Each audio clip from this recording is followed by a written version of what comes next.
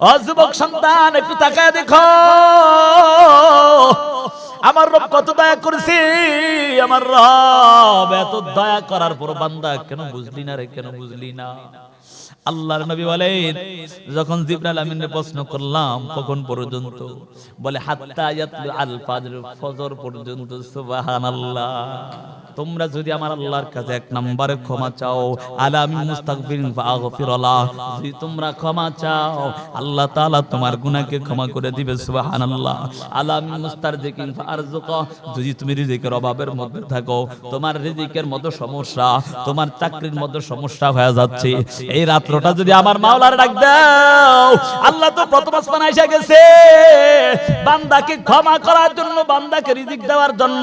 আল্লাহ বলে, এরা আমার গোলাম, তোর কি প্রয়োজন? আজকে রিজিকের অভাব পড়ে গেছিস, আমি আল্লাহর কাছে চাই, আমি আল্লাহ তো তোর দেওয়ার জন্য প্রস্তুত হয়ে আছি। সুবহানাল্লাহ। এরে বাবা, আমি আর আপনি চাইতে পারি না, যদি চাইতে পারতাম আমার আল্লাহ অবশ্যই দিয়া দিত। কথা বলেন ঠিক নি? আমার তো চাওয়ার মধ্যে ভেজাল আছে, সারাদিন হারাম খাইলাম, সারাদিন ঘুষ খাইলাম, সুদ খাইলাম। আপনি যদি সারাটা রাত্র আইসা আল্লাহর ডাকেন, আল্লাহ তো আপনার ডাকে সারা দিবে না। সুদ ছাইরা দিতে হবে, ঘুষ ছাইরা দিতে হবে, অন্যায় কাজ আপনার ছাইরা দিতে হবে, এই চোখের জিনা আপনার ছাইরা দিতে হবে। ও যুবক সন্তান, কত অন্যায় করেছো, মানুষের উপর কত জুলুম করেছো, শক্তি আছে এই জন্য মানুষের উপর জুলুম কইরা কইরা মানুষের সম্পদ নষ্ট করছো। ও যুবক সন্তান, এই চোখের জিনা করেছো, এই চোখের জিনা করে কইরা তুমি গুনার কাদায় নামটা লিখাইছো। না না, আর করা যাবে না, আর করা যাবে না। আল্লাহর নবী যখন প্রশ্ন করলেন, ও জিবরাইল, এই যে 8টা দরওয়াজা খোলা কতক্ষণ পর্যন্ত? বলে ওই সময় পর্যন্ত, ফজর পর্যন্ত। নবী বলে, কেমন ক্ষমা করবে জানো? বলে ক্ষমা করবে বনি কলব গোত্রের বকরিদের মতো। বলে ওই বকরি বনি কলব, একটা আরবের মধ্যে একটা বনি কলব নামক একটা গোত্র আছে, ওই গোত্রের সকল লোকেরা বকরি পালন করত। ওই বকরির মধ্যে সবচেয়ে বেশি পশম হইত। আল্লাহর নবী বলেন, ওই সময় ওই বনি কলব গোত্রের লোকেরা যেমন বকরি লালন পালন করে, ওই বকরির সমূহ থেকে বেশি, অর্থাৎ পশমওয়ালা, অর্থাৎ এর চেয়ে বেশি মানুষকে আমার আল্লাহ ক্ষমা করে। সুবহানাল্লাহ। এই রাত্রিটা আল্লাহ বলে বলে সমপরিমাণ, বলে না, এর চেয়ে বেশি মানুষকে আল্লাহ ক্ষমা করে দেয়। সুবহানাল্লাহ। এই সময়টা, এই মাসগুলো, 2টা মাস আমাদের কাছে অনেক দামি, কিন্তু মানুষ বুঝে না, কারণ সে তো দুনিয়া নিয়ে ব্যস্ত, তার তো আখিরাত নিয়ে কোনো চিন্তাই নাই। অথচ এই শাবান মাসের আলোচনা করতে গিয়ে লেখেন কিতাবের মধ্যে, এই শাবান মাসটা কত দামি মাস। এই মাসে আল্লাহ রাসূল বেশি বেশি সবসময় রোজা রাখতেন। সুবহানাল্লাহ। শুধু এতটুকুই নয়, বাইহাকী শরীফের হাদিসের মধ্যে আসছে, রাসূলুল্লাহ সাল্লাল্লাহু আলাইহি ওয়াসাল্লাম হাদিসের মধ্যে বলেন, শাবানু শাহরি ওয়া রমাদানু শাহরুল্লাহ। আল্লাহর নবী বলেন, এই শাবান মাসটা হলো আমার মাস, আর রমজান মাস হলো আল্লাহর মাস। সুবহানাল্লাহ বলবেন না? শাবান মাস নবীজির মাস। কে বলছে? নবীজি নিজে হাদিসের মধ্যে বলে। আর রমজান মাস হলো আল্লাহর মাস। তো আল্লাহ যেমন দামি, তার নবীটাও তো তেমন দামি, ঠিক না? আল্লাহর পরের স্থানে তো তিনার নবীর, হাবিবের, ঠিক না, বন্ধুর। তাহলে একটা জিনিস সবসময় মনে রাখবেন, যার সাথে দামি জিনিসের সম্পর্ক থাকবে, তো তার দামটাও তেমন বেড়ে যাবে, পারবে না? এমপির সাথে যদি কারো সম্পর্ক থাকে, তখন তার দাম কমে না বাড়ে? হ্যাঁ, তার দামটা কমে না বাড়ে? এমপির সাথে যদি সম্পর্ক আপনার থাকে, তাহলে দেখা যাবে যে আপনার দাম অনেক বেশি, কারণ এলাকার মধ্যে আপনাকে খুব সম্মান মানুষ করে। কেন? আপনার সাথে এমপির সাথে সম্পর্ক ভালো। তো এই শাবান মাস যেহেতু রাসূলের মাস, এই শাবান মাসে যে ইবাদত করবে, তার দামও আল্লাহ বাড়ায় দিবেন। সুবহানাল্লাহ। একটা উদাহরণ দিলে বোঝা যাবে, নবীজির গোলাম ছিলেন যায়েদ বিন হারেসা, ঠিক না? নবীজির গোলাম ছিলেন, অর্থাৎ তিনি কিনে আনছে আরেকজন থেকে। এই গোলামের কত দাম! বলে দুনিয়ার রাজা বাদশার যত দাম, এর চেয়ে চৌগুণ না। পুরা দুনিয়ার সব রাজা বাদশার যদি এক পাল্লায় করা হয়, আর যদি নবীজি এই গোলাম যে যায়েদ বিন হারেসা তাকে যদি আরেক পাল্লা করা হয় তারপরও তার পাল্লা ভারী, সুবহানাল্লাহ। বলে কেন? গোলাম হিসাবে না, নবীদের সাথে তার সম্পর্ক আছে, সুবহানাল্লাহ। তাহলে কি বুঝলাম? যে যত দামি তার সাথে দামি জিনিসের সাথে সম্পর্ক রাখলে তার দাম আল্লাহ বাড়ায়, ঠিক না বাবা? তো এই শাবান মাস হলো রাসূলের মাস। রাসূল হাদিসের মধ্যে বলেন এই মাসে যদি আমরা ইবাদত বন্দেগী করতে পারি তো স্বয়ং রাসূলের সাথে সম্পর্ক আমার আর আপনার হবে, সুবহানাল্লাহ। তো দাম কমবে না বাড়বে? অবশ্যই বাড়বে। এক মিনিটের ওই ভরসা নাই যে আমরা সামনে জীবনটা বাঁচবো, এমন কোন গ্যারান্টি আছে বাবা? এজন্য সময়টাকে মূল্য দিয়া শাবান মাস চলছে আমাদের, এই শাবান মাসে ইবাদত করে আল্লাহর নৈকট্য অর্জন করতে হবে আমাদের। আল্লাহ তাআলা বান্দার প্রতি এত দয়া করে যে বান্দা আল্লাহকে কিভাবে পাবে এজন্য মাঝে মাঝে কিছু সময় নির্ধারণ আল্লাহ করে দেন, সুযোগ করে দেন, যাতে করে বান্দা আল্লাহকে পাইয়া যায়। এই যার দ্বারাই নিসফে মিন শাবান, আমরা যেটাকে বাংলাতে বলি, আমগো ভাষায় আমরা বুঝি শবে বরাত, অর্থাৎ এটাও কিন্তু কি ফারসি একটা শব্দ। তা আমরা যেটা বুঝি আর কি যে শবে বরাত, অনেকে বলে শবে বরাত বলতে কিছু নাই, অথচ হাদিসের মধ্যে আসছে এই শবে বরাতে আল্লাহ রাসূল সাল্লাল্লাহু আলাইহি সাল্লামের কাছে জিবরাইল আমিন সরাসরি আসছেন, সুবহানাল্লাহ। আচ্ছা বলেন তো, আমল করতে কোনো বাধা আছে? আমল করতে কোনো বাধা আছে? তো বাধা দেওয়ার দরকার কি? সে করুক, তবে অতিরিক্ত করা যাবে না। কি করা যাবে না? অতিরিক্ত করা যাবে না। মসজিদের আলোক সজ্জা কইরা বাতি বুতি লাগাইয়া, এরপর আমগো ছেলে পেলেরা আতশবাজি ফুটাইয়া, তারপরে মা বোনেরা হালুয়া রুটি বানাইয়া, যে কেন আজকে শবে বরাতের জন্য হালুয়া রুটি বানায়, এগুলা সম্পূর্ণ নিষেধ, এগুলা করা যাবে না। হ্যাঁ, আপনার ইবাদত করতে গিয়ে, অর্থাৎ যে আপনার পাক পাক করতে যদি দেরি হয়, সময় লাগে, আপনি তো ওই চিন্তার দিকে আপনারটা আপনি করতে পারেন, তবে এই নিয়ত না যে শবে বরাতের রাতে আমরা হালুয়া রুটি খাইছি, এগুলা নিষেধ, এগুলা কি করা যাবে না। এই হালুয়া রুটি বানাইতে বানাইতে এই বান্দির ইবাদত শেষ, কথা গায়। আপনি যাও আসেন মসজিদের মধ্যে, কিন্তু আল্লাহর বান্দি ওই হালুয়া রুটি আমরা বানাইতে বানাইতে বেশি চিন্তা কি, আরে আমার বেটার মসজিদে যা ইবাদত করতেছে, ঘরে আইয়া যদি না হয় তো ফিরা করো, কথা গায় না, আছে নিয়ম, বুঝেন নাই কথা? কিছু কিছু পুরুষ এমন আছে না যে হে মনে হয় হের বউরে কর্মচারী আনছে করে, আছে না? যে বউরে আনছে কর্মচারী, হের কাজ করার জন্য ভাড়া দিলে, এর যে ইবাদত লাগবে এই চিন্তাও হের নাই। অথচ রাসূলুল্লাহ সাল্লাল্লাহু আলাইহি ওয়াসাল্লাম তিনি তিনার স্ত্রীদেরকে সহযোগিতা করতেন, কাজের মধ্যে সহযোগিতা করতেন। আর আপনি মনে করেন কি যে স্ত্রী হলো কি আমার কর্মচারী, কাম করে খাইব, দেখনি? এটা করা যাবে না। সে তার আপনার জন্য, আপনি তার জন্য, অর্থাৎ দুজন মিলিয়ে যখন কাজ করবেন, তখন যে কোনো জিনিস যখন দুজন মিলিয়ে করবেন তখন দেখবেন হালকা হয়ে যাবে, ঠিক না? আর মোহাব্বত, ভালোবাসা বাড়বে। এজন্য দিনের জন্য স্ত্রীকে ভালোবাসবেন, স্ত্রীও আপনাকে দিনের জন্য ভালোবাসবে, যাতে করে দিনের স্বার্থে। আপনার স্ত্রী আপনাকে ভালোবেসে ফজরের সময় ঘুমায় রাখলো, সেই স্ত্রীর কোনো দাম আছে? হ্যাঁ।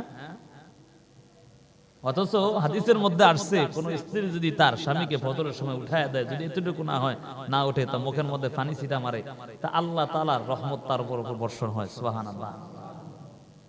এই জন্য কি এটা করা যাবে? স্ত্রী কিনে শুয়ে থাকা যাবে ফজরের সময়? এটা করা যাবে না। আপনার স্ত্রী আপনাকে উঠিয়ে দিবে ফজরের সময়, বলে কি ফজরের সময় উঠাইবে? হ্যাঁ উঠে, কথা না, ঠিক না? হায় রে, এজন্য এই সময়টা কোন আপনার আমার কোন মিনিটের কোনো ভরসা নাই। বর্তমান, ভবিষ্যৎ, অতীত যেটা চলে গেছে এটাকে আপনি আনতে পারবেন? আনতে পারবেন না। বর্তমান যেটা চলছে এটার প্রতি আপনি সময়টাকে কাজে লাগাই দেন, আর ভবিষ্যতে আপনি বাঁচবেন তার কোনো গ্যারান্টিও নাই। অতএব আপনি বর্তমানে যেটা যেভাবে চলতেছে আপনি সময়টাকে কাজে লাগান, তো আপনি দামি হবেন। আল্লাহ তাআলা এই শাবান মাসটা দিয়েছে আমাদের কাছে, আল্লাহ তাআলা দিয়ে আমাদেরকে বুঝাইতে চায় যে বান্দারা তোরা আমি আল্লাহকে ডাক, তো আমি আল্লাহকে ডাকলে সামনে যে রমজান আসতেছে, রমজান তোদের জন্য সহজ করে আমলের সিজন বানায় দিয়েছে। সুবহানাল্লাহ। তখন আর আমল করতে আমার আর আপনার মধ্যে কোনো দ্বিধাবোধ হবে না। রাসূলুল্লাহ সাল্লাল্লাহু আলাইহি সাল্লাম এই মাসটা আসলেই মাত্র বেশি বেশি রোজা রাখতেন। আম্মাজান আয়েশা সিদ্দিকা রাদিয়াল্লাহু তাআলা আনহা বলেন যে শাবান মাস আসলে নবীজি যেমন রোজা রাখতেন অন্য কোন মাসে তো রোজা রাখতেন না। সুবহানাল্লাহ বলবেন না? বলে কেন ওই শাবান মাস আসলে নবীজি রোজা রাখতেন? নবীজির প্রশ্ন করলেন, ইয়া রাসূলুল্লাহ, আপনি শাবান মাস আসলে এত রোজা রাখেন, তার কারণ কি? হাদিসের মধ্যে আসছে, নবীজি এবার হাদিস বর্ণনা করেন। قال رسول الله صلى الله عليه وآله وسلم تحيون كما تموتون وتموتون كما تحيون।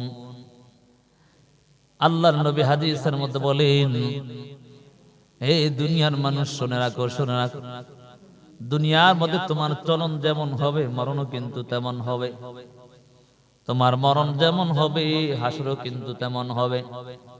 আল্লাহর নবীকে আম্মাজান আয়েশা সিদ্দিকা রাদিয়াল্লাহু তাআলা আনহা জিজ্ঞেস করলেন, ইয়া রাসূলুল্লাহ, আপনি শাবান মাস আসলে এত পরিমাণ রোজা রাখেন, অন্য কোন মাসে তো আপনাকে আমি এত রোজা রাখতে দেখি নাই। আল্লাহর নবী বলেন, ও আয়েশা, আমি এই শাবান মাসে এত রোজা রাখি তার কারণটা হলো এই শাবান মাসে আমার আল্লাহ এই পুরা বছরের মধ্যে কয়জন মানুষ দুনিয়া থেকে বিদায় নিবে তার নাম লিস্টটা আমার আল্লাহ ওই যে আজরাইল আলাইহিস সালাতু ওয়াস সালামের কাছে দেয়।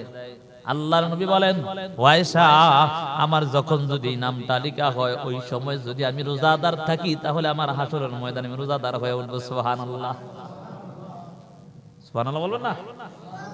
এই জন্য আল্লাহর নবী বলেন, তাহিয়াউনা কামা তামুতুন ওয়া তামুতুনা কামা তাহিয়াউন। ও দুনিয়ার উম্মতের দল, দুনিয়ায় তোমার চলন যেমন হবে মরণও কিন্তু তেমন হবে। মরণ যেমন হবে হাসরও তোমার তেমন হবে।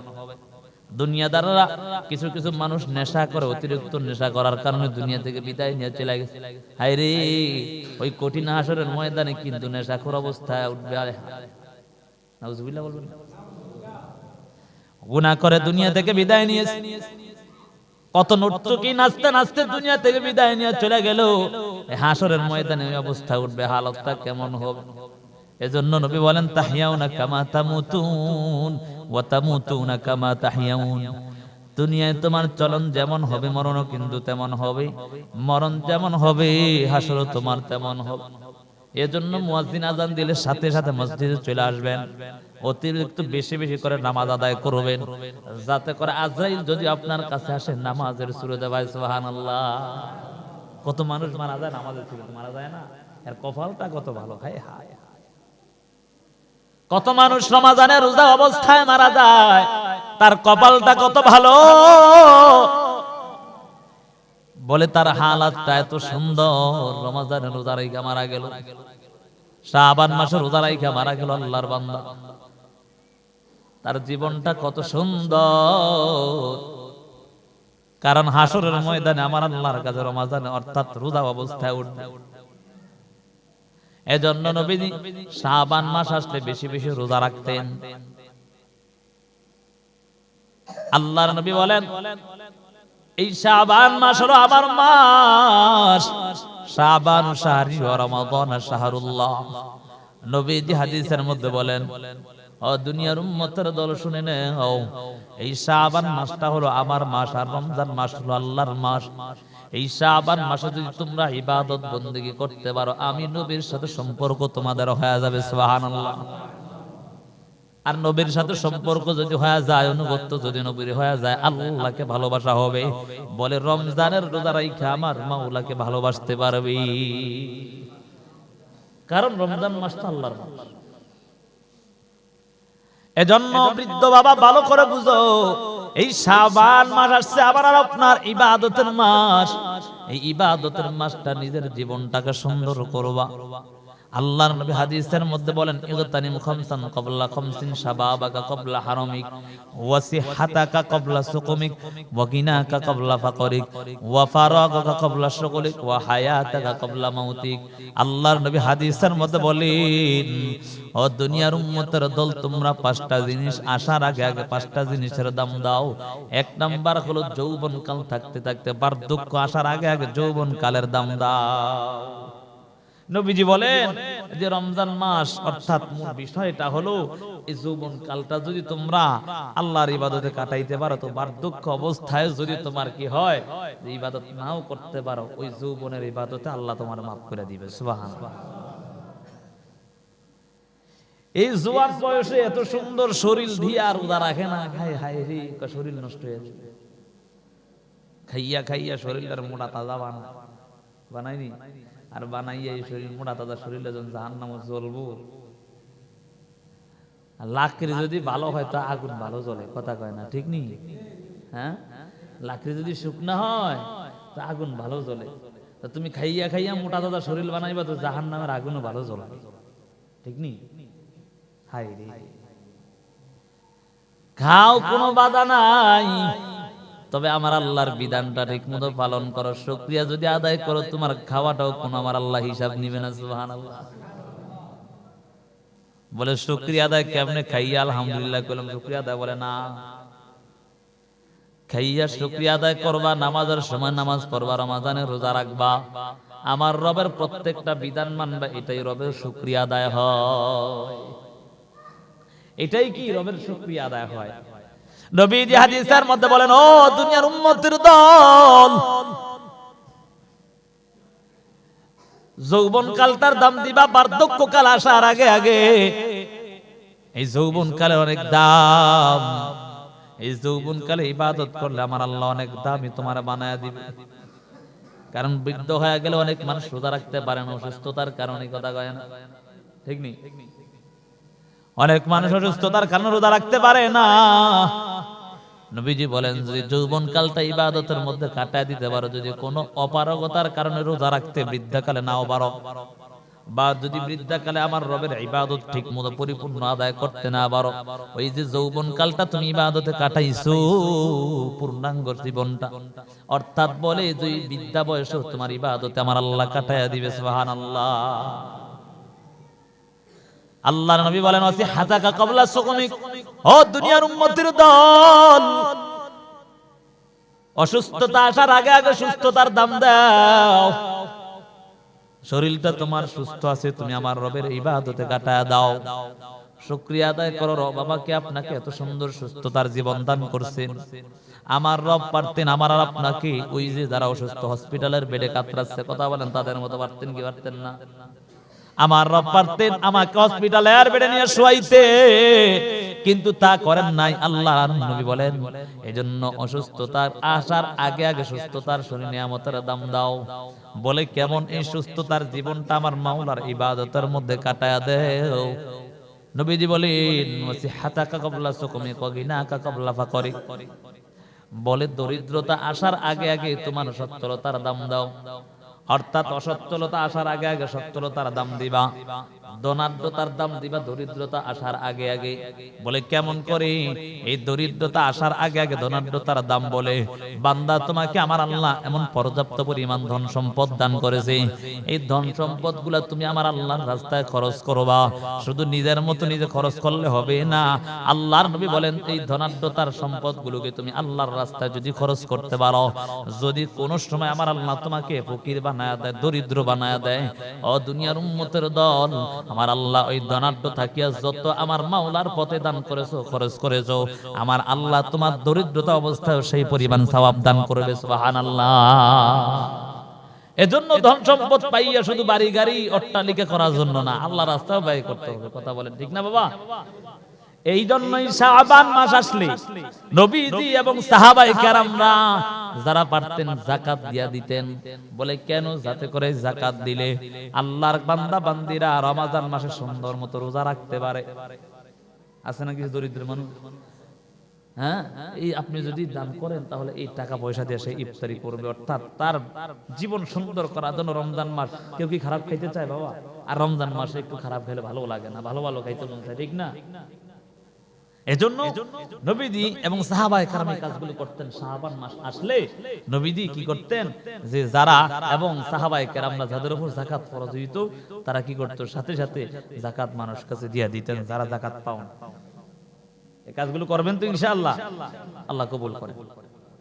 এই শাবান অর্থ কি? শাবান তো বিস্তৃত হওয়া, নেকি অর্জনের সময়। সুবহানাল্লাহ। শেখ আব্দুল কাদের জিলানী রাহিমাহুল্লাহ তিনি এই শাবান শব্দের ব্যাখ্যা করতে গিয়ে লেখেন, এই শাবান লিখতে 5টা শব্দ, 5টা অক্ষর। কয়টা? 5টা। শিন আইন বা আলিফ নুন, শাবান। এই শাবান মানে হলো সর্বণ, শিন দিয়া সর্বণ বোঝায়, অর্থাৎ সম্মানিত। আইন দিয়া উলুবন, অর্থাৎ সমৃদ্ধি। বা দিয়া বীরুন, আলিফ দ্বারা উলফত ভালোবাসা, আল্লাহর ভালোবাসা অর্জন। বা দ্বারা হলো বীরুন, নেকি। এই মাসটা হলো নেকের মাস, কথা কয় না, ঠিক না? নুন দ্বারা হলো নূর, আলোকিত। আল্লাহ তাআলার নূরের আলো তার অন্তরে আল্লাহ প্রবেশ করায়। সুবহানাল্লাহ। অর্থাৎ কেউ যদি শাবান মাসে রবের ইবাদত করতে পারে, হাদিসের মধ্যে আসছে তার সম্মান, সমৃদ্ধি এবং নেক ভালোবাসা আল্লাহ অর্জন করতে পারে। সুবহানাল্লাহ। এজন্য এই শাবান মাসটা পাইয়া ইবাদত করতে পারবো তো ইনশাআল্লাহ। সামনে আমাদের নিসমিন শাবান আসতেছে, অর্থাৎ লাইলাতুল বারাত, শবে বারাত। অনেকে বলে এই সময়টার মধ্যে কি আর শবে বারাত বলতে কিছু নাই। আচ্ছা, আপনি যদি আইসা সিজদা দেন আল্লাহর কাছে, আল্লাহ কবুল করতে পারে কি পারে? তাহলে কেন আপনি ডাইরেক্ট না করে দেন, এটা বলতে কোনো আমলেই নাই? হায় রে। আবার কিছু কিছু মানুষ ওই যে বললাম বেশি অতিরিক্ত করে। এটা শয়তান এমন সিস্টেম করছে, যারা সহি সহি করে তো তাদের কাছে গিয়া শয়তান এমন খোঁচা দিছে, কয় যারা আমলে যেন না করে এই রাত্রি। আবার যারা বেশি করতে চায় তাগরে কয় তোরা অতিরিক্ত কর, যেন কোনো আমলে কবুল। এজন্য অতিরিক্ত করা যাবে না, আবার সারাসারিও করা যাবে না। যারা বলে একবার বলতে কিছু নাই তারাও ভুল, আর যারা অতিরিক্ত করে তারাও ভুল। কথা কি বুঝাইতে পারলাম? এজন্য এই রাত্রটা এসে আমরা আল্লাহর ইবাদত করতে পারবো তো বাবা? এই রাত্রটার কত দাম! আল্লাহর নবী হাদিসের মধ্যে বলেন, ইযা কানাত লাইলাতুন নিসফি মিন শাবান ফাকুমু লাইলাহা ওয়া সুমু নাহারাহা ফাইন্নাল্লাহা তাআলা ইয়ানজিলু ফিহা বিগুরুবিশ শামসি ইলাস সামাঈদ দুনিয়া فيقول ألا من مستغفر فأغفر له ألا من مسترزق فأرزقه ألا من مبتلا فأعافيه ألا كذا ألا كذا حتى يطلع الفجر। আল্লাহর নবী হাদিসের মধ্যে বলেন, ও দুনিয়ার উম্মতের দল শোনো, যখন নিসফে মিন শাবান অর্থাৎ 14 তারিখ গিয়া 15 তারিখের রাত্র চলে আসে, ওই সময় ফাকুমু লাইলাহা, তোমরা রাত্রবেলা আমার রবের ইবাদত করো, অর্থাৎ রাত্রবেলা আমার রবের নফল ইবাদতে কাটাইয়া দাও। নফল নামাজের মধ্যে দাঁড়াইয়া লাইলাতুন নিসফি মিন শাবান, আল্লাহর নবী হাদিসের মধ্যে বলেন, যখন অর্ধেক রাত্র, অর্থাৎ বলা হয় যে মাসের মধ্যে যখন 15 তারিখ 14 তারিখ গিয়া 15 তারিখের রাত্র চলে আসবে, কারণ দিনের আগে তো রাত্র আসে, কথা কয় না, ঠিক নি? হ্যাঁ, আরবি নিয়ম হইলো রাত্র আগে আসে। কি আসে? আগে, রাত্র আগে আসে। এজন্য 14 তারিখ গেলে রাত্রবেলা তখন 15 তারিখ চলে আসে।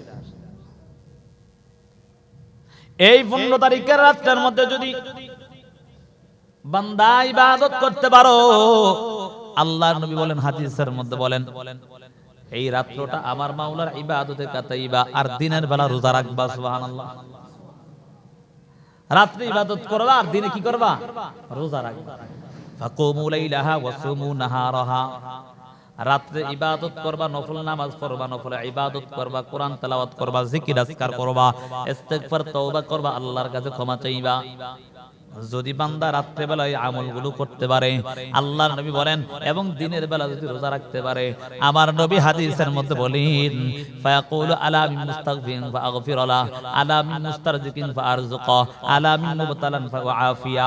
আল্লাহর নবী হাদিসের মধ্যে বলেন, আ দুনিয়ার উম্মতের দল, এই রাত্রটা যখন আসবে, 14 তারিখ গিয়া 15 তারিখের রাত্র যখন তোমার সামনে আসবে, ওই রাত্রটার মধ্যে তোমরা যদি আমার আল্লাহর কাছে ক্ষমা চাও, আমার আল্লাহ তোমার গুনাহকে ক্ষমা করে দিবে। সুবহানাল্লাহ। আল্লাহর নবী এই 15 তারিখের রাত, অর্থাৎ 14 তারিখ গিয়া 15 তারিখের রাত্রটায় আল্লাহর নবী একদিন বসে রয়েছেন। জিবরাইল আমিন সাথে সাথে আয়েশা নবীজির কাছে আসে। সুবহানাল্লাহ বলবেন না? নবীজির কাছে আয়েশা নবীজিরে কয়, এই আল্লাহর নবী, আপনি একটু মাথাটা উপরে দিকে উঠান। সুবহানাল্লাহ। নবীজি মাথা উপরে দিকে উঠাইতে না মাত্র দেখে আসমানের 8টা দরওয়াজা খোলা। সুবহানাল্লাহ। আসমানের 8টা দরওয়াজা দিয়ে 8 জন ফেরেশতা কেমন যেন ডাক দেয়। সুসংবাদ ওই সমস্ত আমার আল্লাহর বান্দা বান্দীদের জন্য যারা এই রাত্রটার মধ্যে রুকু করে, অর্থাৎ নামাজ পড়ে রুকু করে, রুকুকারীদের সাথে রুকু করে, তাদের জন্য সুসংবাদ। তাদের জন্য আসমানের একটা দরওয়াজা দিয়া তাদের জন্য সুসংবাদ দিতে থাকে। আর একটা দরওয়াজা দিয়া কে যেন সুসংবাদ দেয়, সুসংবাদ ওই সমস্ত লোকদের জন্য যারা এই রাত্রটা আমার মাওলার সিজদার মধ্যে কাটায়া দেয়। সুবহানাল্লাহ। আল্লাহর নবী বলেন, তাকাইয়া দেখতেছেন। জিবরাইল আমিন বলো, নবী আমার আপনি একটু তাকায়া দেখেন। আরেকটা দরওয়াজা দিয়া তাকায়া দেখ, ওই সমস্ত লোকদের জন্য সুসংবাদ দেয় যারা এই রাত্রের মধ্যে দোয়া করে আল্লাহর কাছে, আল্লাহর কাছে কান্নাকাটি করে। ও দুনিয়ার মানুষ, এই রাত্রটার কেন দাম জানো? আল্লাহ তাআলা পবিত্র কোরআনে 25 নম্বর পারায় সূরা দুখানের মধ্যে আল্লাহ বলেন হামিম। আল্লাহ তাআলা বলেন হামিমুল কিতাবিল মুবিন, ইন্না আনজালনাহু ফি লাইলাতিন মুবারাকাতিন ইন্না কুন্না হামিম ওয়াল কিতাবিল মুবিন ইন্না আনজালনাহু ফি লাইলাতিন মুবারাকাতিন ইন্না কুন্না মুযিরিন। আল্লাহ বলেন হামিম হরুফে মুকাত্তাআত ওয়াল কিতাবিল মুবিন, শপথ স্পষ্ট কিতাবের শপথ। ইন্না আনজালনাহু ফি লাইলাতিন মুবারাকা। আল্লাহ তাআলা স্বয়ং কোরআনের মধ্যে 25 নম্বর পারা সূরা দুখানের মধ্যে শুরুতে আল্লাহ জানায় দেয়, ও দুনিয়ার মানুষ শুনে নাও, ইন্না আনজালনাহু ফি লাইলাতিন বলে এমন একটা বরকতময় রাত, যেই রাতটা আমার আল্লাহ কোরআনটা নাজিল করেছে। সুবহানাল্লাহ। এখানে প্রশ্ন আসে, হুজুর আমরা তো জানি লাইলাতুল কদরের মধ্যে আল্লাহ কোরআন নাজিল করছে, ঠিক না? এখন শবে বরাতের রাতে কেমনে কোরআন নাজিল হয় জানার দরকার আছে না নাই বাবা? বিখ্যাত তাবী আল্লামা ইকরামা রাহমাতুল্লাহি আলাইহি এবং মুফাসসিরদের বহু একটা বড় দল রুহুল মাআনি তাফসীর জালালাইন মারিফুল কোরআনের মধ্যে ইন্না আনজালনাহু ফি লাইলাতিন মুবারাকা এই আয়াতের ব্যাখ্যা করতে গিয়ে মুফাসসিরিনে কেরাম লেখেন, বলে অর্থাৎ এই রাত্রটা আল্লাহ তাআলা লাউহে মাহফুজ থেকে প্রথম আসমানে কোরআন নাজিল করে। সুবহানাল্লাহ। আর প্রথম আসমান থেকে আল্লাহ তাআলা এই কোরআনটাকে সুন্দরভাবে 23 বছর জিন্দেগিতে নাজিল করেছে। সুবহানাল্লাহ। আবার কেউ কেউ বলে ওই যে বলছিলাম কদরের রাত, অর্থাৎ আল্লাহ নাজিল করে পুরা কোরআনটাকে আল্লাহ তাআলা নবীর উপর আবার নাজিল করেছেন কদরের রাতে। সুবহানাল্লাহ। সুবহানাল্লাহ বলবেন না? কথা কি বুঝাইতে পারলাম আপনাদেরকে? ইন্না আনজালনাহু ফি লাইলাতিন মুবারাকা, কেন আল্লাহ এই রাতটাকে বরকতময় করলেন? বলে এই রাতটা আমার আল্লাহ পবিত্র কোরআনকে লাউহে মাহফুজ থেকে প্রথম আসমানে আল্লাহ নাজিল করেছেন। সুবহানাল্লাহ। আর কেন এই দামি রাতটা কেন জানো? ওই যে বললাম নবীজিকে জিবরাইল আমিন এসে বলে, ও পয়গম্বর তাকায় দেখেন আসমানের 8টা দরওয়াজা দিয়ে আপনার উম্মতদেরকে আল্লাহ তাআলা ফেরেশতাদের দ্বারা সুসংবাদ দেয়। সুবহানাল্লাহ। ও নবী আমার, একটা দরওয়াজা দিয়ে তাকাইয়া দেখেন ওই সমস্ত লোকদের জন্য সুসংবাদ দান করতেছেন যারা এই রাত্রটার মধ্যে আমার আল্লাহর জিকির আজকার করে। সুবহানাল্লাহ। এই জন্য এই রাত্রটার মধ্যে শবে বরাতের রাতের মধ্যে কি হালুয়া রুটি বানাইবো নাকি আল্লাহর ইবাদত করব? কথা কয়, বুঝেন নাই কথা? এই শবে বরাতের রাত্রটা কি আমরা আল্লাহর ইবাদত করতে পারবো তো ইনশাআল্লাহ? না হালুয়া রুটি খাবো, না রুটি বানানোর লাগে মাবুন করে তৈরি করে দিব, এই কাজ যেন না হয়, হইব? আরে সব বন্ধ, ইবাদত করবো আল্লাহর জন্য, ঠিক নেই? এই রাত্র শুরু আসবে।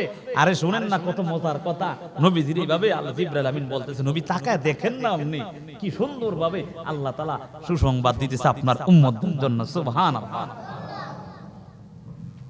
আল্লাহর নবী তাকাইয়া দেখে আরেক দল ফেরেশতা 8টা দরওয়াজা দিয়ে কেমন ভাবে সুসংবাদ দেয়।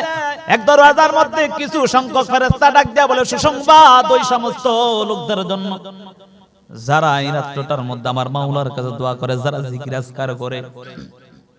আবার বলে সমস্ত মুমিনদের জন্য এই রাত্রটাই সুসংবাদ। সুবহানাল্লাহ। সমস্ত মুমিনদের জন্য এই রাত্রটার মধ্যে সুসংবাদ দান করেছেন। আবার নবী ডাক দিয়া বলে, আরেক দরওয়াজা দিয়ে আমি তাকাইয়া দেখতে পাই আল্লাহর ফেরেশতারা ডাক দিয়া বলে, ওই সমস্ত লোকদের জন্য সুসংবাদ যারা এই রাত্রটা তার গুনার কথা স্মরণ করে আমার আল্লাহর কাছে কান্না করে। সুবহানাল্লাহ। আল্লাহর ভয় কাঁদে, আল্লাহর ভয় কাঁদে। যুবক সন্তান গুনাহ করে ফেলছে, এখন আল্লাহর ভয়ে কান্না করে। এই রাত্রটা উঠিয়া আমার মাওলার কাছে কাঁদে, মাওলার কাছে কান্না করে, আল্লাহ জীবনে কত অন্যায় করেছি, আর অন্যায় করব না। ও মালিক, কত নেশার গুনাহ করলাম, আর করব না। তবে বাবা আল্লাহর নবী ভাবে যখন শুনতেছে বলে, আর একবার 8ম নাম্বার দরওয়াজা দিয়া ডাক দিয়া বলতেছে, ওই সমস্ত লোকদের জন্য সুসংবাদ যারা এই রাত্রটা আমার আল্লাহর কাছে গুনার থেকে ক্ষমা চায়। সুবহানাল্লাহ। জীবনে গুনাহ করছে, গুনার থেকে ক্ষমা চায়। আল্লাহর নবী বলেন ওই সমস্ত লোকদের জন্য সুসংবাদ দেয়। নবী এবার প্রশ্ন করে, ও জিবরাইল, এই যে আসমানের 8টা দরওয়াজা খোলা এবং এই দরওয়াজা দিয়ে সুসংবাদ গুলো দেয় ফেরেশতারা, ও জিবরাইল আমিন, আমি জানতে চাই এই দরওয়াজা কতক্ষণ পর্যন্ত খোলা থাকবে? সুবহানাল্লাহ। আরে মায়ার নবী কত দরদি নবী, আমার উম্মতের জন্য কত দরদ নিয়া আল্লাহর কাছে কান্না করে রে। নবী সাথে সাথে প্রশ্ন করে, আ জিবরাইল আমিন, বলো ওই যে আসমানের দরওয়াজা, জান্নাতের 8টা দরওয়াজা খোলা, ওই দরওয়াজাগুলো দিয়া দে সুসংবাদ দেয়, আমার উম্মতদেরকে সুসংবাদ দেয়, বলো এই দরওয়াজা কতক্ষণ পর্যন্ত খোলা থাকবে, না বন্ধ হয়ে যাইব? নাকি আমারে দেখানোর জন্য আল্লাহ তাআলা খুলে দিয়েছে? বলে না, আল্লাহ তাআলা এই দরওয়াজাগুলো সুবহে সাদেক পর্যন্ত আল্লাহ খোলা রাখবে। সুবহানাল্লাহ। আরে বান্দাদের কত দাম জানো আমার আল্লাহ, শুধু তাকায় তাকিয়ে আমার গোলাম, গুনাহ করেছো, গুনাহ করেছো, আমি আল্লাহ কিন্তু তোরে জাহান্নামে দিব না যদি তওবা করতে পারো। আরে আমি আল্লাহ তোরে ক্ষমা করে তুমি যদি একবার খাটি দিলে তওবা করো। আমি আল্লাহ তো এই রাত্রগুলো এই জন্য দিয়েছি, অফার হিসাবে দিয়েছি আমি আল্লাহ। কারণ আমি আল্লাহ তো পারতাম প্রত্যেক রাত্রের মতো এই রাত্রটা গতরে দিতাম, বলে না, আমি আল্লাহ এই রাত্রটা দিয়েছি এই জন্য আমার বান্দা গুনাহ করেছে শয়তানের ধোঁকায় পড়িয়া। শয়তান যখন লানত প্রাপ্ত হয়ে যায় আল্লাহর কাছে কান্না করে, আল্লাহ আমি তো লানত প্রাপ্ত হয়ে গেলাম, আমি তো জাহান্নামী হয়ে গেলাম, আমি আপনার প্রত্যেকটা বান্দারে জাহান্নামে নিয়ে যাব। আল্লাহ বলে যত কিছু করো এত সহজ না, এত সহজ না। আমার বান্দা তোর ধোঁকায় পইরা সারাটা জীবন গুনাহ করছে, আমি আল্লাহ শুধু তাকায় থাকে আমার বান্দার ওই সময় আমি মাফ করব। বলে যখন আমার বান্দাটা একবার আমি আল্লাহর একবার আল্লাহ বলে ডাক দিবে, আমি আল্লাহ আমার বান্দার ডাকটা দিতে দেরি তোর আমি আল্লাহ ওই বান্দার গুনাহকে ক্ষমা করতে দেরি করব না। সুবহানাল্লাহ। ও যুবক সন্তান, একটু তাকায় দেখো আমার রব কত দয়া করেছে। আমার রব এত দয়া করার পর বান্দা কেন বুঝলি না রে, কেন বুঝলি না? আল্লাহর নবী বলেন যখন জিবরাইল আমিনের প্রশ্ন করলাম কখন পর্যন্ত, বলে হাত্তা ইয়াতলু আল ফাজর, ফজর পর্যন্ত। সুবহানাল্লাহ। إذا كانت ليلة النصف من شعبان فقوموا ليلها وصوموا نهارها فإن الله تعالى ينزل فيها بغروب الشمس إلى السماء الدنيا فيقول على من مستغفر فأغفر له على من مسترزق فأرزقه على من مبتلى فأعافيه على كذا على كذا حتى يطلع الفجر নবী ডাক দিয়ে বলে ও দুনিয়ার উম্মতের দল যখন নিসফ মিন শাবান 14 তারিখ গিয়া 15 তারিখ রাত্র আসবে ওই রাত্রটার মধ্যে তোমরা যদি আমার আল্লাহর কাছে এক নম্বরে ক্ষমা চাও আলামিন মুস্তাগফিরিন ফাগফিরাল্লাহ যদি তোমরা ক্ষমা চাও আল্লাহ তাআলা তোমার গুনাহকে ক্ষমা করে দিবে সুবহানাল্লাহ আলামিন মুস্তারজিকিন ফারযুকা যদি তুমি রিজিকের অভাবের মধ্যে থাকো তোমার রিজিকের মধ্যে সমস্যা তোমার চাকরির মধ্যে সমস্যা হয়ে যাচ্ছে এই রাত্রটা যদি আমার মাওলার ডাক দাও আল্লাহ তো প্রথম আসমান আইসা গেছে বান্দাকে ক্ষমা করার জন্য বান্দাকে রিজিক দেওয়ার জন্য আল্লাহ বলে এরা আমার গোলাম তোর কি প্রয়োজন আজকে রিজিকের অভাব পড়ে গেছিস আমি আল্লাহর কাছে চাই আমি আল্লাহ তো তোর দেওয়ার জন্য প্রস্তুত হয়ে আছি সুবহানাল্লাহ এরে বাবা আমি আর আপনি চাইতে পারি না যদি চাইতে পারতাম আমার আল্লাহ অবশ্যই দিয়া দিত কথা বলেন ঠিক নি আমার তো চাওয়ার মধ্যে ভেজাল আছে সারাদিন হারাম খাইলাম সারাদিন ঘুষ খাইলাম সুদ খাইলাম আপনি যদি সারাটা রাত্র আইসা আল্লাহর ডাকেন আল্লাহ তো আপনার ডাকে সারা দিবে না সুদ ছাইরা দিতে হবে ঘুষ ছাইরা দিতে হবে অন্যায় কাজ আপনার ছাইরা দিতে হবে এই চোখের জিনা আপনার ছাইরা দিতে হবে ও যুবক সন্তান কত অন্যায় করেছো মানুষের উপর কত জুলুম করেছো শক্তি আছে এই জন্য মানুষের উপর জুলুম কইরা কইরা মানুষের সম্পদ নষ্ট করছো ও যুবক সন্তান এই চোখের জিনা করেছো এই চোখের জিনা করে কইরা তুমি গুনার কাদায় নামটা লিখাইছো না না আর করা যাবে না আর করা যাবে না আল্লাহর নবী যখন প্রশ্ন করলেন ও জিবরাইল এই যে 8টা দরওয়াজা খোলা কতক্ষণ পর্যন্ত বলে ওই সময় পর্যন্ত বদর পর্যন্ত নবী বলে কেমন ক্ষমা করবে জানো বলে ক্ষমা করবে বনি কলব গোত্রের বকরিদের মতো বলে ওই বকরি বনি কলব একটা আরবের মধ্যে একটা বনি কলব নামক একটা গোত্র আছে ওই গোত্রের সকল লোকেরা বকরি পালন করত ওই বকরির মধ্যে সবচেয়ে বেশি পশম হইতো আল্লাহর নবী বলেন ওই সময় ওই বনি কলব গোত্রের লোকেরা যেমন বকরি লালন পালন করে ওই বকরির সমূহ থেকে বেশি অর্থাৎ পশমওয়ালা অর্থাৎ এর চেয়ে বেশি মানুষকে আমার আল্লাহ ক্ষমা করে সুবহানাল্লাহ এই রাত্রিটা আল্লাহ বলে বলে সমপরিমাণ বলে না এর চেয়ে বেশি মানুষকে আল্লাহ ক্ষমা করে দেয় সুবহানাল্লাহ এজন্য যুবক সন্তান বৃদ্ধ বাবা এই রাত্রটাকে গনিমত মনে করিয়া এই শাবান মাসটাকে গনিমত মনে করিয়া নিজের সুন্দর জীবনটাকে পরিচালনা করো কারণ নবীজি বলেন শাবান শাহরি ওয়া রমাদান শাহরুল্লাহ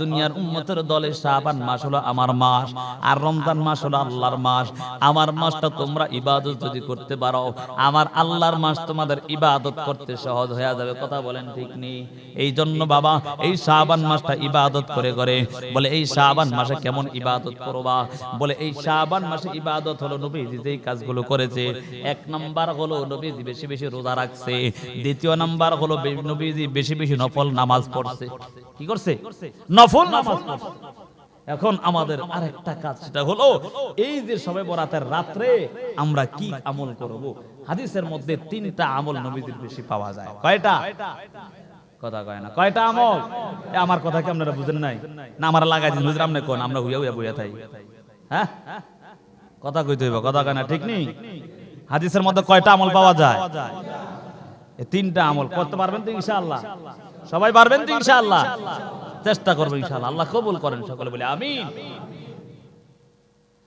এক নাম্বার হলো এই রাতটা আল্লাহর নবী কবর জিয়ারত করতেন কি করতেন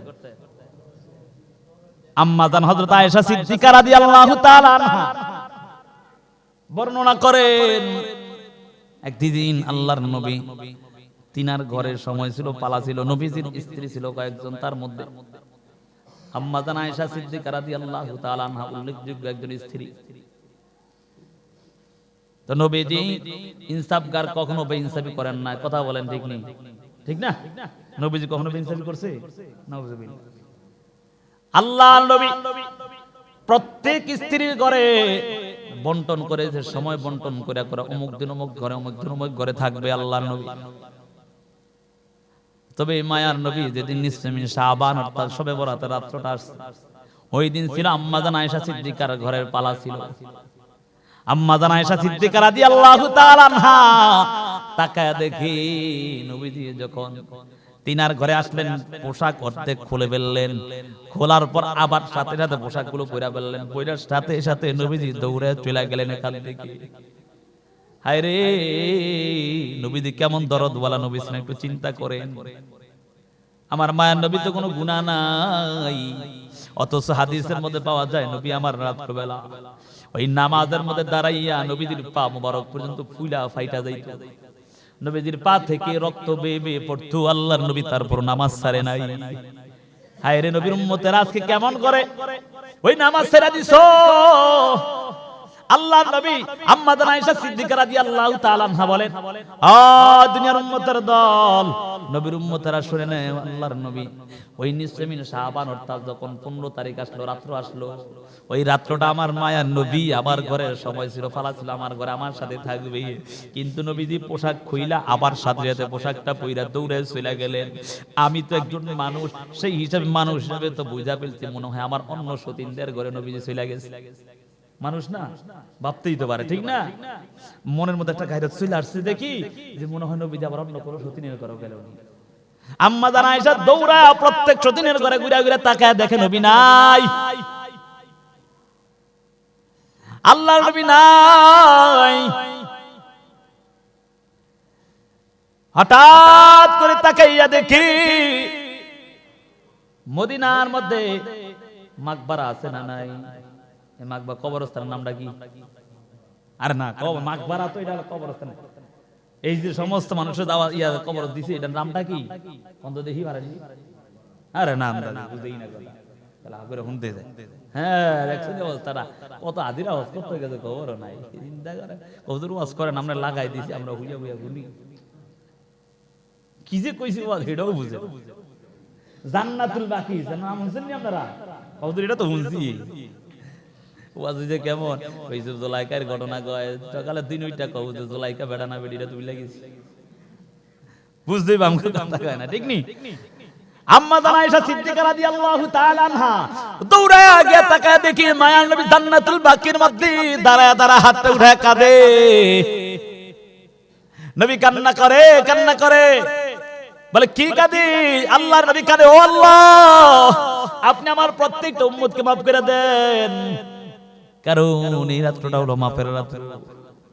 আমার নবী আমার এমন কান্না করে, আয়েশা দেখার সাথে দৌড়ে আবার ঘরে চলে আসছে। কারণ দৌড় দিলে দেখবেন শরীরটা একটু হাঁপায়, কি হাঁপায় না? বুঝেন না কথা, নিঃশ্বাস একটু দ্রুত হয়, ঠিক না? হাঁপায় শরীরটা। আম্মাজান আয়েশা তাড়াতাড়ি করে শুয়ে আপনি শুয়ে রয়েছে, শুয়ে দেখে একাল হাঁপাইতেছে। নবী যাইয়া দেয় যে আম্মাজান আয়েশা হাঁপায়। কি গো আয়েশা তুমি হাঁপাও কেন? ঘটনা কি? আর নবীর সাথে কি মিথ্যা কথা কওয়া যাইব? আর আম্মাজান আয়েশা যদি কোনো মিথ্যা কথা কইব? হ্যাঁ, মনের জাহাল সব বলে দেব। ইয়া রাসূলুল্লাহ আজকে আমার ঘরে আমনের ভালা, মানে আমনে দিয়ে হঠাৎ করে আয়েশা আবার কি করলেন, পোশাক পরে আবার দৌড় দিলেন। তো আমি ভাবছি আমার কোন সতীনের ঘরে কি আপনি ঢুকলেন কিনা, এইজন্য আমি দৌড়ে দেখতে গেছিলাম। তো হঠাৎ করে তাকায় দিয়ে আপনি জান্নাতুল বাকির মধ্যে দাঁড়ায় দাঁড়ায় কাঁদেন, এজন্য ডরে আবার তাড়াতাড়ি এখানে শুয়ে গেছি যাতে করে আপনি না দেখেন। নবীজি ডাক দিয়ে বলে, রে আয়েশা শোনো, আমি কি কখনো আল্লাহর নবী এবং আল্লাহ কি কখনো বেইনসাফ করেনি? কয় না না না। রে আয়েশা শোনো, এখনই আমার কাছে জিবরাইল আমিন আসছে, সুবহানাল্লাহ।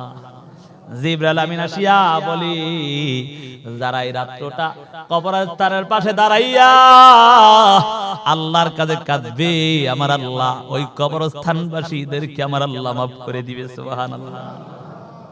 এজন্য বাবা, যার মা নাই এবার বাবা নাই, ওই রাত্রটা যাইয়া কবরস্থানের পাশে দাঁড়ায় কান্না করবেন, মায়ের জন্য কাঁদবেন, বাবার জন্য কাঁদবেন। কারণ মা বাবা তো জীবনে কত কষ্ট করে গেছে আপনারা আমার জন্য, ওই মা বাবার জন্য আল্লাহর কাছে কান্না করবেন, আল্লাহ আমার মা বাবার জীবনের সব অন্যায়গুলো আপনি মাফ করে দেন। এরে বাবা, মা বাবা যেমন সন্তানের জন্য দোয়া করলে সন্তানের জন্য আল্লাহ কবুল করে নেয়, ওই সন্তানগুলো যদি আমার আল্লাহর কাছে মা বাবার জন্য দোয়া করে, আমার আল্লাহ ওই সন্তানের দোয়াগুলো মা বাবার মতো কবুল করে নেয়, সুবহানাল্লাহ। তাহলে 1 নাম্বার আমল কি? কবরস্থান জিয়ারতগার, কবর কাছে যাওয়া। 2 নাম্বার আমল হইল রাত্রে বেলা নফল নামাজ, জিকির আজকার বেশি বেশি করা। পারবো তো ইনশাআল্লাহ? তৃতীয় নাম্বার আমল হলো